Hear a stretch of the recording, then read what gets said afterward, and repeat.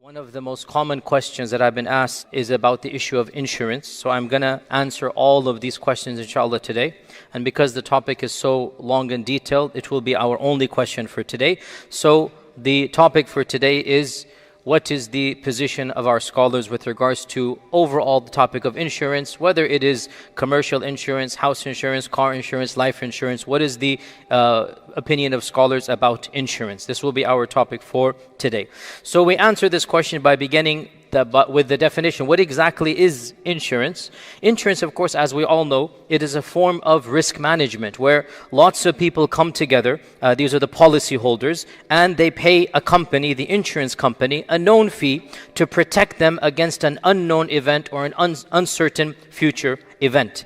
And of course, the concept of insurance was not around in the time of, the Prophet ﷺ or the Sahaba. When the Quran was revealed, the people were not doing these types of transactions. In fact, insurance is a relatively modern phenomenon. And it only began in the 17th century after the Great Fire of London in 1666. If you're aware of your history, London was engulfed in flames, and I think a quarter of the city or half the city was destroyed. Tens of thousands of houses were destroyed. And so the concept came of the people who lost their properties, that what if we were somehow protect the value of our property and have a fee that we can pay to a company that we can gain back the protection of our house.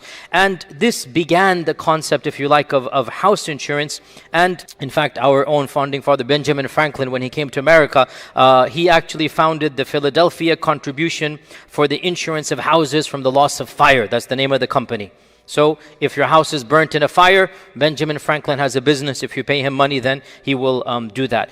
The first, therefore, was house insurance. Within a few decades, England, of course, at this time is a naval superpower. Rich merchants are sending their ships overseas, and they don't know what's going to happen to my merchandise. Will a pirate attack it? Will some type of issue take place, and all of my money will be lost? And so these merchants came together, and they over literally coffee discussions at a coffee house in London, the issue or the notion came about, what if we were to pay a fee so that in case something happens, right, we will then get our money back from that merchandise. Hence, in 1774, Lloyd's of London, the famous company Lloyd's, which is still one of the largest insurance companies in the world, Lloyd's of London began offering what we now call business, insurance or merchandise insurance. And around the same time as well, the concept of life insurance also came about. Even though, obviously, to be technical, all of these prototypes are very different from modern equivalents, but still the notion is coming. House insurance, property insurance, life insurance is all coming in the same time frame. Interestingly enough, it was only after great crises took place in the Western world where the concept of insurance became common. So for example, it was after the American Civil War, when so many people died, that men who were still alive said, we should have a life insurance on ourselves in case we die.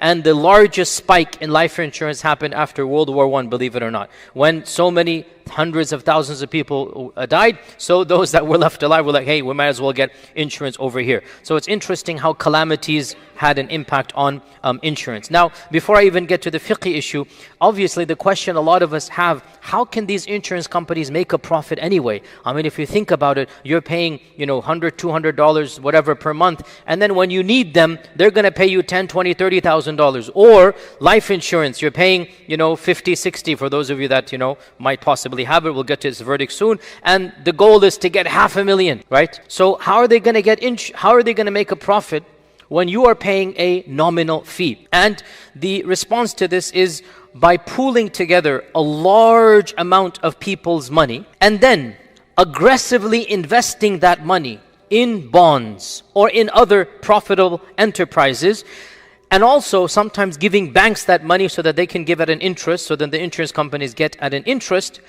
And by calculating, for example, if all of this crowd were to give to the company, right, how many will actually need at any given time? Not all of them, small percentage.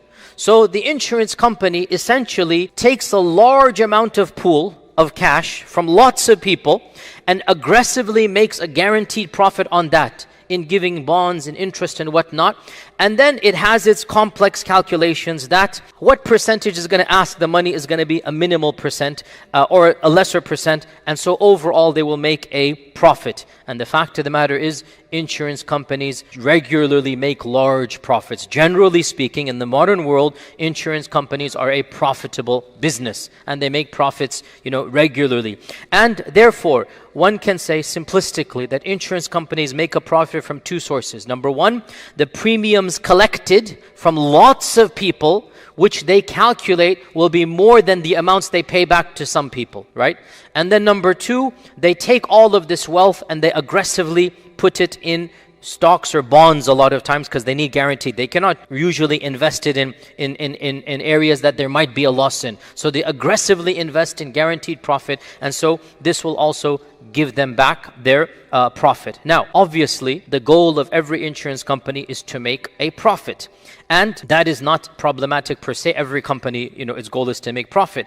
And the insurance companies have an army of statisticians, of mathematics experts, of sociologists who calculate complex equations of trends of human society, like what percentage will actually need health insurance. Based upon that, they will calculate their premiums. So there's nothing wrong with the goal of making a profit. Every company wants to make a profit. However, the issue that comes is that insurance companies are different from other businesses in that there's no tangible item being sold. There's no actual service that they are giving. So they are a different type of business than the one that most people are accustomed to dealing with. When you go buy a car, you're purchasing something. You buy food, you're purchasing something. Or you buy a service, right? Even you can buy a service, no problem. You're buying something that is tangible. Somebody comes or you buy a software, somebody comes and cleans your house. You're buying something that is tangible. You can measure it. The problem comes, of course, insurance is not something that is tangible. Rather, it is paying money to guarantee the return of money in an unlikely event of an accident or misfortune, or if it's life insurance, in the likely and inevitable event of death, whenever it happens, which you want to still delay as much as possible. And the insurance company also wants you to delay because they don't want you to die immediately. They want you to live a long life to get your premiums as well. So this is a brief history of insurance and what insurance is. And therefore, obviously, insurance is a modern issue. You're not going to find statements of the classical scholars. Ibn Taymiyyah did not write about insurance. It didn't exist in his time. However, interestingly enough, by the way, one of the greatest scholars of the Maliki madhab by the name of Al-Ashhab, who wrote Al-Mudawwana, and he is one of the main founders of the Maliki madhab after Imam Malik. In his famous book, he died 204 Hijrah, so a very early scholar. He's giving examples of false transactions. And a modern researcher has come across a paragraph in his book in which essentially he describes interest. It's a theoretical. He goes, what if this, what if that? And he says, for example, and this is from his book, Al-Mudawwana, that it is not allowed for a person, as you well know, to say to another, I will give you this much money to protect my merchandise to such and such a time. Because, I'm going to use technical terms, just memorize them, we're going to come back to them. Because there is gharar and qimar. These are technical terms, I'm going to come back to it. Because there is gharar and qimar in these contracts. Because the one who paid the money, the one who was paid the money,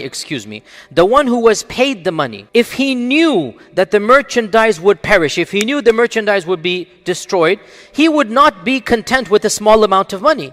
In fact, he wouldn't be even willing double or triple this amount. And the one who's paying the money, if he knew that his merchandise would be safe, he wouldn't pay anything, right? So he is saying that there is an amount of gharar and qimar, and he goes, it's well known this contract cannot be valid. Now this is actually very accurately, hypothetically describing interest, and Al-Ashhab is of the era of the great Imams. He's even before Imam al-Bukhari, he's 206 Hijrah. Now, even though that's a theoretical one, this overall attitude of our modern scholars has been to problematize and generally prohibit the concept of interest as it currently exists. Now, there is a concept called takaful al-ijtima'i. There's a concept called takaful al-ijtima'i, which is a mutually, pooled resources of interest, which some scholars have said is an alternative. In today's lecture, I will not even talk about it for one simple reason. It doesn't exist right now. It is a hypothetical alternative. And our scholars say people should do this. And the example is if 100 people came together, all of them are paying to a big pot. And if somebody needs the money from that pot, then he will get the money that is in that pot, then he will, continue to give back until somebody else gives. So they say this is a type of mutual, interest, takaful ijtima'i, and it's hypothetical. It doesn't actually exist in the Western world for sure. Some countries like Malaysia and others are attempting to do something of this nature, where they have an alternative to insurance, but it doesn't exist in the Western world at all. So I'm talking about practical interest or insurance that exists over here. So the overall philosophy of pretty much most of the scholars of Islam from the time of the 1700s when interest came out up until our times is that conceptually speaking, the contract of interest is not a valid contract in accordance with the principles of Islamic law.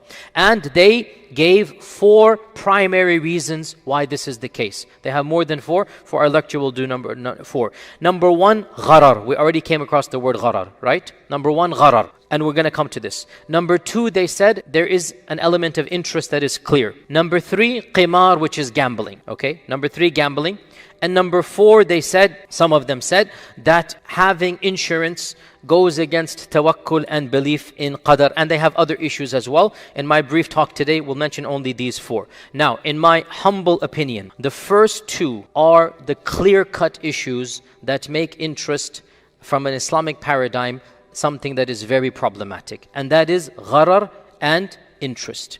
The issue of qimar or gambling, it is valid but not as strong as the first 2. And the 4th issue, that it goes against iman and qadar, in my humble opinion, it should not be on this list at all. Because, why is this the case? Iman and qadar is one thing, and using reasonable precautions is another thing. If insurance were halal, then it would be something we should do to protect ourselves from a misfortune or calamity, just like we install fire detectors, just like we wear armor if we're going into battle, just like our Prophet ﷺ said, tie your camel and then put your trust in Allah. So the issue of bringing in iman bil qadar when it comes to interest is not a valid way to refute the concept of interest. Because anything that is halal can be used to protect yourself against a misfortune, and in fact that is a part of qadar. It is a part of qadar to use our natural resources to protect ourselves against a calamity, right? Therefore, this whole issue of saying that interest goes against iman in qadar, in my humble opinion, it is an incorrect point to bring in. It should not be brought in the first place when it comes to issue of insurance. It should only be the first 3. And that is number 1, gharar, which is the biggest. Number 2, interest. And number 3, gambling. Jayyid. Now we get to what is gharar? What is gharar? And gharar is such an important concept that I'm going to spend a few minutes on it, because as Imam al-Nawawi said, that the concept of gharar and the prohibition of gharar is one of the foundational premises of Islamic economics.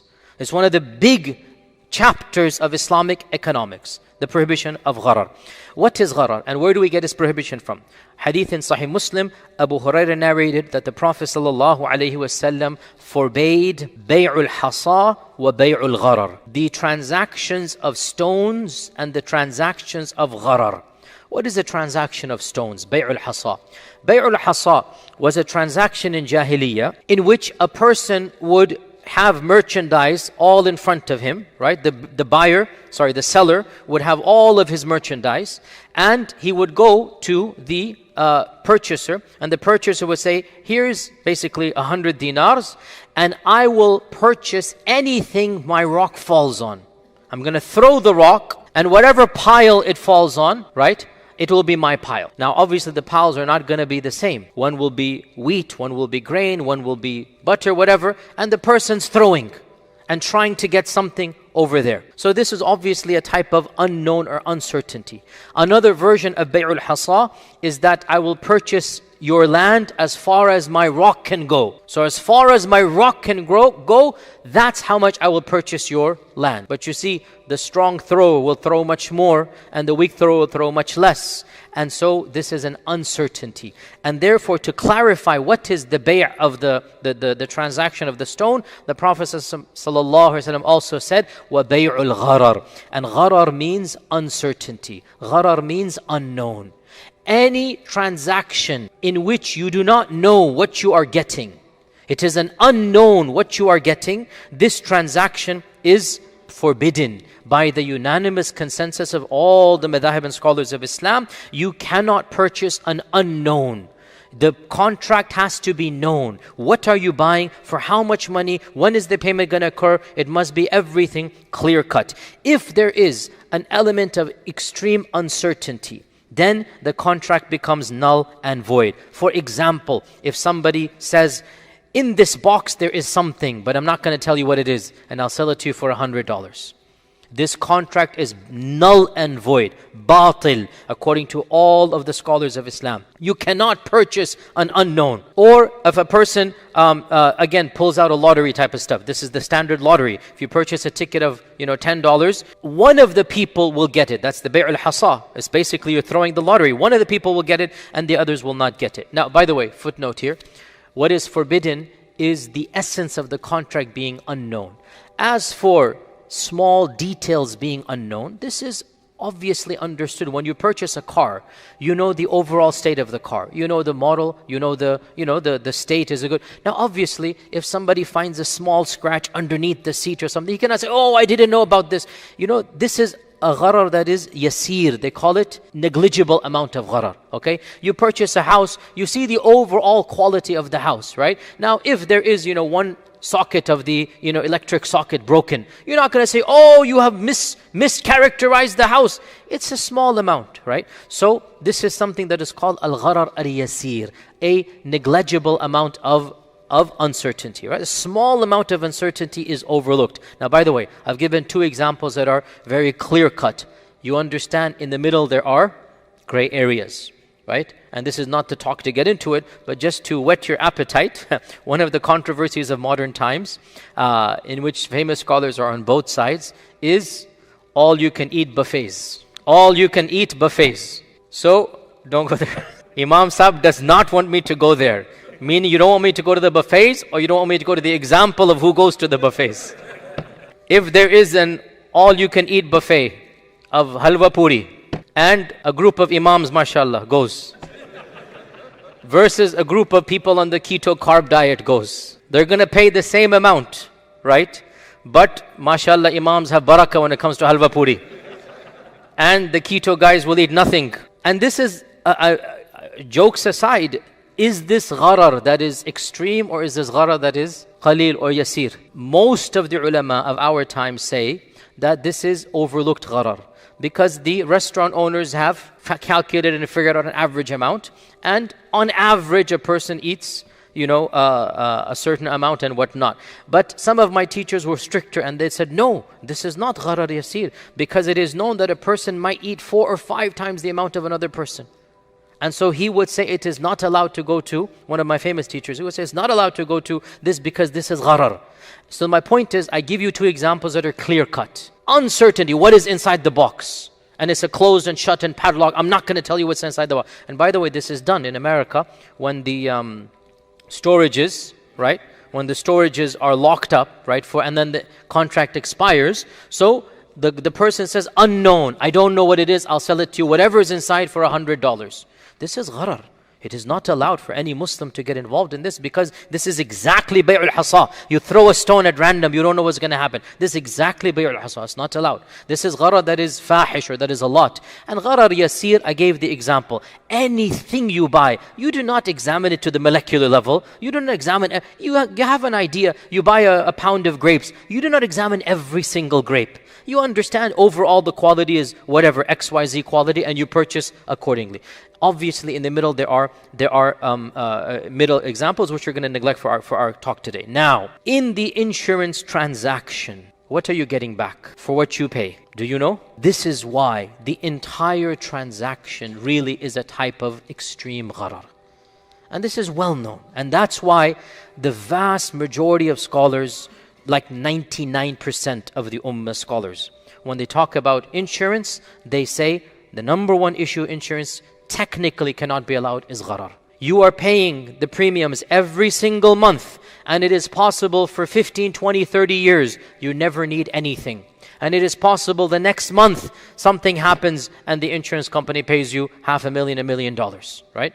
And this, if this isn't gharar, what is gharar? So the Sharia does not allow gharar, and insurance is an example of clear-cut gharar. And I gave you 2 examples of this, that you can pay for many, many years and you get nothing. And even the second month, once you insure, may Allah protect all of us, if somebody insures their house, the next month something happens, the insurance company is going to pay, and the guy only paid $50 or $100, and the insurance company has to pay whatever, $500,000, what it might be. So this is the number one reason, and this is, in my humble opinion, very clear. There's no going around this. Number 2, they said, what is number 2? Why insurance is not allowed? Number 2, they said, interest. And the issue of riba being inherent in insurance is something that is also self-evident. The issue of interest being a part of insurance is self-evident. Why? Because, all of you should know this, when it comes to buying and selling currencies and money, the Sharia has a whole different set of laws than when it comes to buying and selling merchandise and goods. Okay? When it comes to exchanging money, if it is the same currency, it must be the same amount and spot trade on the time. If I give you $10, you're allowed to give me, if I give you a $10 bill, you're allowed to give me single $1, no problem, right? And it generally must be done on the spot, or if it is deferred, we know it will be exact. I can give you $10 today, you say, oh, I have the change at home, and it'll be 1111, I'm going to give you. You cannot charge me $11 or $9 for giving you a $10 bill, right?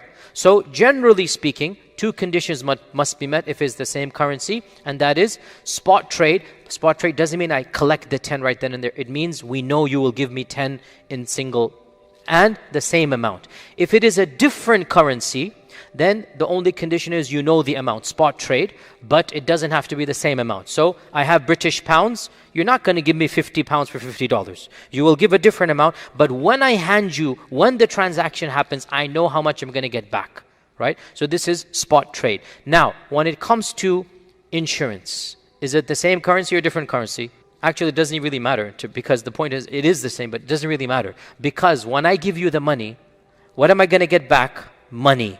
Do I know how much money? No. And this is the essence of interest. This is the essence of interest. Exchanging money at different rates or unknown rates of a different currency. This is the essence of interest. I cannot give you 50, 50, 50, 50. Then something happens. Oh, give me $1 million. Give me $500,000. I am purchasing money for money, right? And this is the second reason why our scholars say that insurance, conceptually speaking, goes against the laws of the Sharia. And technically, for those who are advanced students, both types of riba are common in an insurance clause, because there's riba al-fadl and riba al-nasi'a. Riba al-fadl means that the quantities of the same currency have to be the same. Riba al-nasi'a means spot, means at the same time. In an insurance contract, neither condition is met. There's 2 types of riba, by the way, in Islam. Riba al-fadl and riba al-nasi'a. Maybe at a later time we'll have this more advanced class. But for those that know their fiqh, understand that insurance is guilty of both types of riba.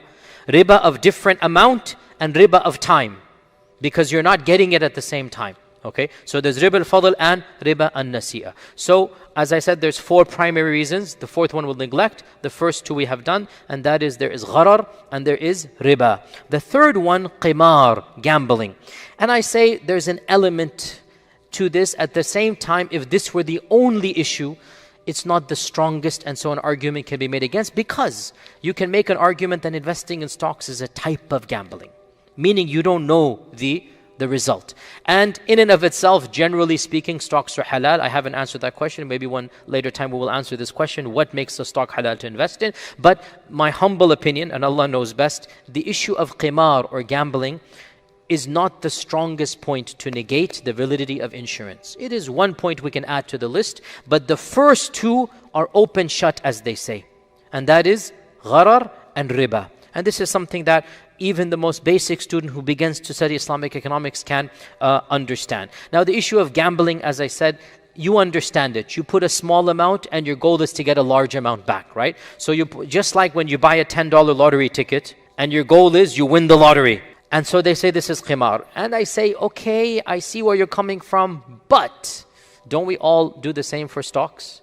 I mean, don't we all wish we had invested in Yahoo back in 1999? For those of you that know what I'm talking about, right? If we only had $10,000 back then we wouldn't have to be employed and khalas. So that's also a type of, but so that's not haram. So therefore I say with my utmost respect, qimar is not the main issue that we can use single-handedly. By the way, these four are the main, then there's 5, 6, 7 that other people do, and in my humble opinion, the first two are enough to be said. Now, the fatwa that conceptually speaking, insurance is haram, is the standard fatwa given by the vast majority of scholars, and the first alim to ever, that we know of, to ever issue a fatwa about interest was one of the greatest ulama of the Hanafi madhab, Ibn Abidin al-Hanafi, who died in 1784 and who wrote the famous book Radd al-Mukhtar, which is a very famous standard Hanafi textbook, and he died 1784. So it's very interesting, subhanAllah, while insurance is just coming out in England, and Ibn Abidin was where?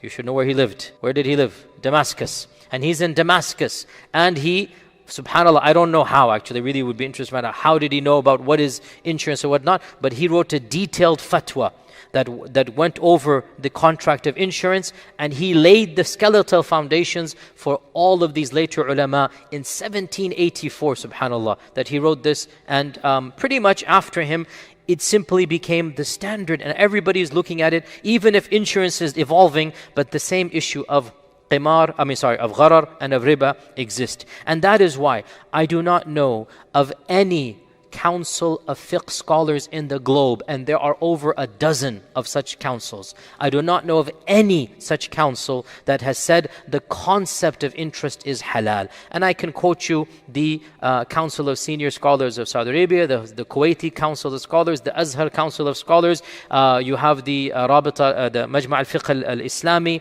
in the Rabita, you have the Council of Scholars of Islamic Finance, Al-Mu'tamar Al-Alimi Lil-Iqtisad Al-Islami. There is a large scholarly body of financial experts, the largest such one in the world, and they have semi-regular meetings and they issue fatwas. These are the most knowledgeable specialists in Islamic finance in the world, and they come together once in a while and they issue fatwas. And essentially all of these councils that are well known and famous have said the concept of insurance, conceptually, it is not allowed as it exists today. Again, remember, there's an alternative which doesn't exist in the modern world, and they say this is maybe halal, but that doesn't exist in the modern world. Now, did anybody disagree? Yes, as usual. It's not ijma' 100%.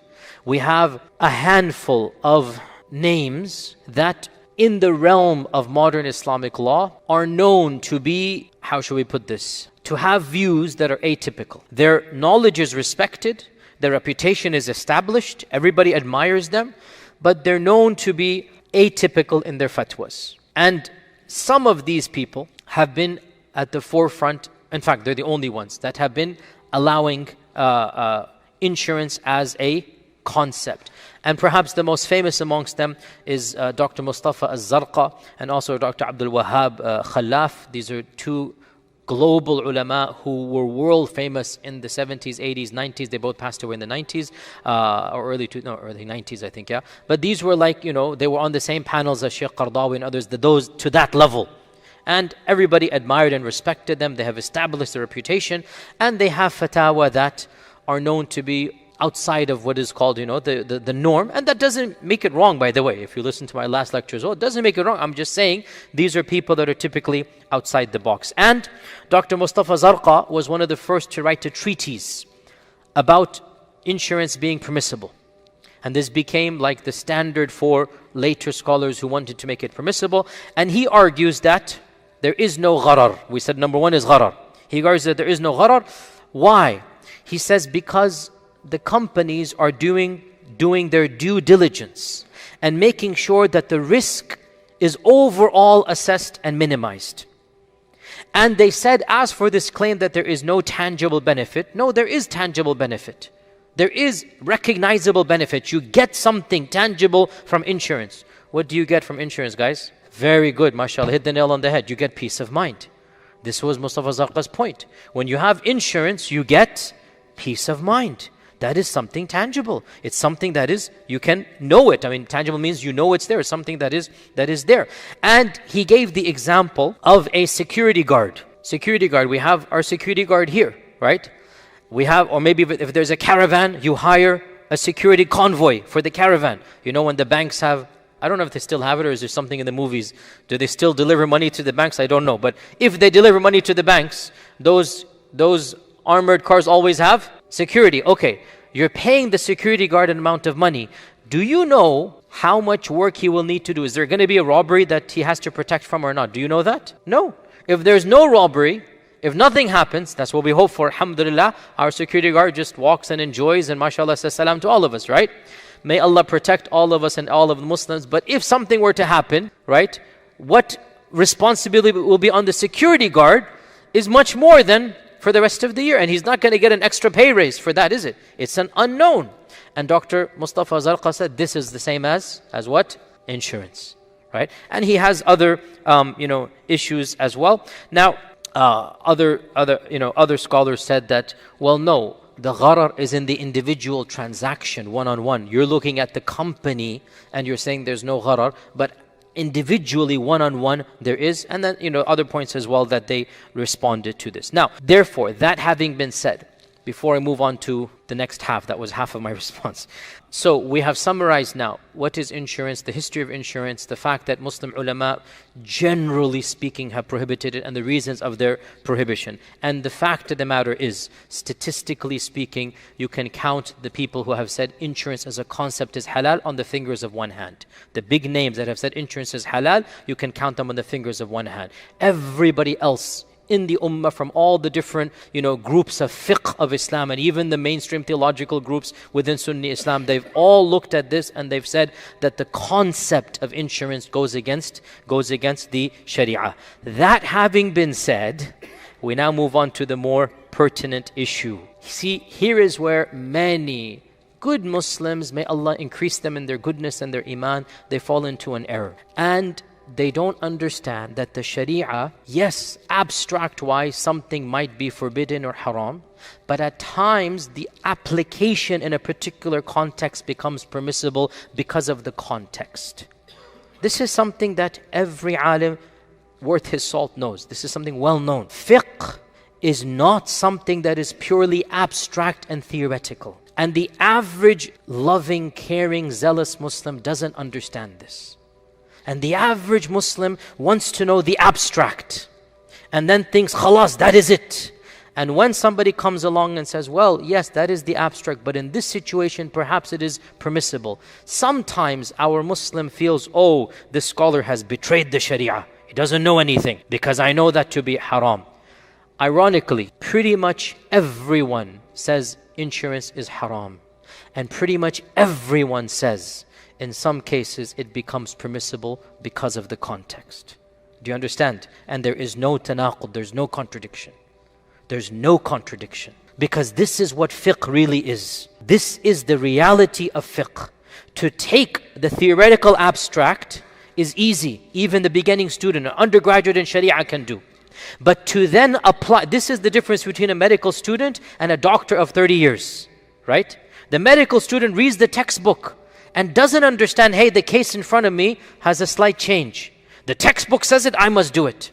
Whereas the doctor of 30 years knows, hold on a sec, that's the general rule. But the case in front of me, because of my experience, because of this and that, it is an exceptional scenario, right? And this is where a lot of times we find the tension happening between the neophytes and the younger students of knowledge versus those that are well respected. And that's why the same councils that said insurance is haram, without exception, in every fatwa, they then come back and they say, however, in such and such circumstances, it might be permissible for those people. You see the point here, right? And so we now get back to applying this theoretical to applying the abstract to what? To the reality, to the real situation. And this is where we say that pretty much all the fiqh councils that look at the situation of Muslims in minority lands, they all give concessions in some scenarios for those minority Muslims. You see, there is no contradiction here at all. And that's what I need to impress upon you. And There are specific fiqh councils that are based in the West. And there are fiqh councils in the East that are aware of what is happening in the West. And that is why when you look at their fatwa, which I have looked at, all of them say, theoretically, conceptually, insurance is not allowed. However, in certain circumstances, it becomes permissible because of the overriding need, because of the necessity, because of the hardships that would be faced otherwise. And so, for example, AMJA, which is the American Muslim Jurists Association, which is based here in America, or the European Council for Fatwa, which, I love AMJA and I love our fiqh council that I'm a part of, but the fiqh council of Europe, frankly speaking, its scholars are of a more global nature and more well-known, right? Jokes aside, I sit on the fiqh council of North America. Sheikh Qadhi used to sit on the fiqh council of Europe. There's a world of a difference, okay? There is no comparison. With my utmost respect to all of us here, the fiqh council of Europe is the senior most council, in my humble opinion, that deals with Western affairs. Because the caliber of people who sit on it are at a totally different global level. That's because there are more Muslims in Europe, by the way. And that's because they've been in Europe longer. We are still new in America, and things are different for us. Our quantity is less. We've only been here in large numbers since the 80s, whereas in Europe, they've been since post-World War II. So things are different. The concentration is higher. So we are giving excuses for ourselves. But I am telling you, as somebody who sits on the Fiqh Council of North America, I personally respect the European Council immensely because of the caliber of people on it. And actually I was in England 2 days ago and I met with the president of the council to discuss certain issues of fiqh as well. So the point being, the European Council of Fatwa and Research has given a detailed fatwa about insurance, and they concluded conceptually insurance is not allowed. And then in its ruling, which if you want to look up, and I encourage you to do your own research, ruling number 25/7-6, it ruled that according to the vast majority of scholars of Islam, insurance is not in accordance with the principles of Islamic law, but in light of the goals of the Sharia and the situation of Muslims in Europe, then there are situations where it would be permissible to take insurance. And the fatwa mentions 3 things in particular as examples, not as a comprehensive list. As examples where the European Council, which at the time had Sheikh Yusuf al-Qaradawi as its head, and a galaxy of ulama, if you know their names, Faisal Molwi and Abdullah al-Judai and al-Karaghadai, and so many of the great ulama that are, some of them are still alive, some of them have passed away, because this fatwa was given around 17, 18 years ago. So it's relatively recent, but still, 2 decades ago. They said in 3 circumstances, definitely should be allowed. Number 1, they said, insuring property insurance for the masajid and Islamic schools, because the loss is too great to replicate. Having insurance against these structures that are the bastions of Islam. May Allah protect all of our masajid. What would we do if some crazy guy comes and does something? How are we going to, the loss that would happen, it is simply too much realistically for a community to cope with. Given that darura, then the European Council said to take insurance to protect these structures is something that is permissible. Number 2, they said, insuring one's private properties or cars or businesses from natural disasters like fires or earthquakes. Number 3, they said health insurance where the cost is prohibitive to take reasonable health measures. I think this was a dig in America actually, because Europe, mashallah, has all social health care, as you know. That's the joke. But anyway, the fatwa is clear. Where health insurance is prohibitively expensive, which is essentially America, number 1 on the list, then health insurance becomes a need and a necessity, and it becomes permissible to take. And they concluded and they said, as for life insurance, the committee has paused discussion because of its controversy, and they will look at it in a later fatwa, which they did, and I'm going to come back to. Okay? And in another fatwa, the Al-Majlis, the same European Council, fatwa number 30/2-8, they said that, so they discussed life insurance. In that fatwa, they said that life insurance was not allowed. And this is the position of the vast majority of the councils, and they did not make an exception for Western lands. So, the European Council convened 17, 18 years ago, discussed insurance and allowed specific insurance for Western people. And they said, life insurance, problematic, let's discuss it in a few years. They did discuss it a few years later. And they issued a fatwa that life insurance doesn't meet the criterion for hardship, for darura. And so they did not allow it, but they made an exception. And they said, only if the company offers it without you signing on. So it's something that you're not paying for, or you're not opting into it, or you're not, it's not something that you are, directly getting separately. It's coming from the company. In this case, you are not getting it as a third-party entity. Or they said, if there is a type of insurance policy that the government does, which is totally separate. When the government gets involved, right, then it's really not the insurance that we understand. It's a type of taxation. So they gave an exception, Social Security, whatever, that doesn't come under this as all. So, therefore, to conclude this issue, and then I have one issue left and we're done. To conclude this issue, it is very clear, and Allah knows best, that theoretically speaking, the concept of insurance has major problems, and it goes against a number of fundamental tenets of the goals of Islamic finance.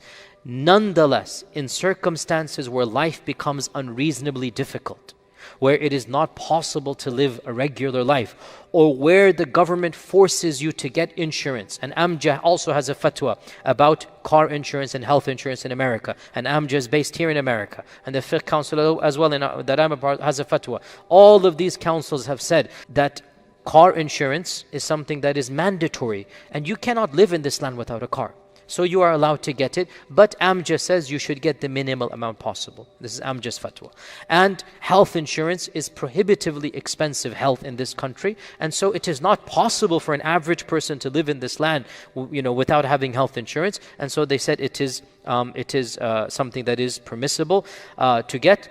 And the fatwa also says, by the way, which I found interesting, Amjad's fatwa also said that the Muslim should also push for social reform to get, they didn't say Obamacare, but essentially get it something that is halal. Because once the government takes charge, then it's clearly halal, right? When the government is allowed to give you anything it wants from your taxes, right? So building roads, schools are free, and if the health is free, then there's no issue.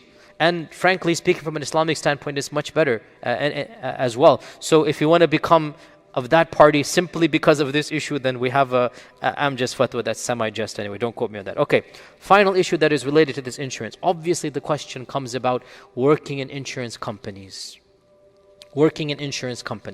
And the European Council and Amjad have looked into this issue, and they've come to very similar conclusions. Essentially, it is the same conclusion. And the European Council 10 years ago released a fatwa that said the base ruling or the default is that it is not allowed to work in commercial insurance companies. However, exceptional circumstances can be granted, and they gave some examples, primarily if a person is not able to find a job. So rather than remain homeless or without a job, this is a darura, but they said, and Amjad said the same thing, if a person is not able to find a job, and that's the only job they have, they cannot accept it as status quo. And they have to actively work to find employment in another field and not like this employment, not be happy with it, and know that this is a temporary situation until Allah subhanahu wa ta'ala finds a way out for them. Until they find an alternative source, they're allowed to work in this environment. And that is because, again, we are talking about something that the entire industry is haram. If the entire industry is haram, Muslims cannot be employed by that industry. We cannot be employed by Budweiser, can we? We cannot be employed. Doesn't matter if you're an accountant for Budweiser. We cannot be employed by, generally speaking, directly by a bank, because we don't believe in that enterprise of banking. Similarly, insurance, the entire enterprise is based upon this. So the fatwa from these councils is that should be avoided. Now, last point here, and then I'm done. And I know there's a gazillion questions because each one has specific scenarios. Inshallah, we'll try to answer them as I walk up, but I can't open the floor now or else we will never finish tonight. The last question that I'm done, point that I'm done. There is an exception though for working for insurance or banks. And that is, if you are working for a third-party company and you are a consultant and your third-party company assigns you to these industries for a period of time, and you're not able to get out of it, sometimes you're able to choose your job, then you should choose it. If you're not able to get out of it, in this case, your employer is halal, and your job and expertise is halal. Your employer has contracted you to something that theoretically is haram, and it's not good. But the fatwa has come that, okay, in this case, you can't really pick and choose every single thing. So because your employer and you is a halal contract, if they put you to an insurance company for 6 months or whatnot, if you can avoid it, fine. If not, then you are forgiven, because your employer is not the insurance agency, it is the third party. And with that, inshallah, we come to the conclusion of today's fatwa, and we'll come back, inshallah ta'ala, for our next session. Jazakumullah khair. Assalamu alaikum wa rahmatullahi wa barakatuh. Dabba is a beast, and it is mentioned in the Bible as well. The beast that it glorifies in the name of Allah, but you cannot understand their praise. 20 years ago, thousands of American troops were racing across the deserts of Iraq toward Baghdad to invade Iraq. Experience the world's best-rated Muslim streaming platform now.